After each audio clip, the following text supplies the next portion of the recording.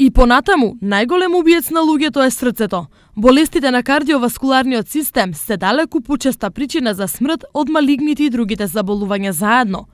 Годишно на овие болести отпаѓаат дури 68% од сите смртни случаи. Во Македонија минатата година 2015 од оваа болест, од овие болести умреле 12.000 луѓе, што е на прво место секако како причинител за смртноста, а она кон што се стремиме и што покажуваат научните сознанија е тоа дека 80% од овие бројки може да се подобрат. Угодувањето на стомакот, долгите седења и физичката неактивност во континуитет ни го слабее срцето и комплетниот циркулаторен систем.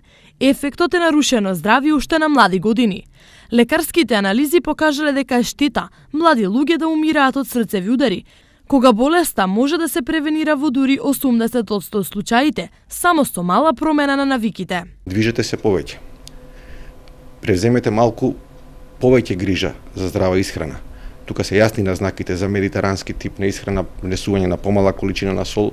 Само да поменам дека дури наши соседни земји воведоа даноци на употреба на повеќе сол, значи на таа брза исхрана, а имаме сите предуслови за здрава исхрана и да честите редовните посети на доктор со редовни контроли на ризик факторите кои што се корегибилни, значи може да се коригираат.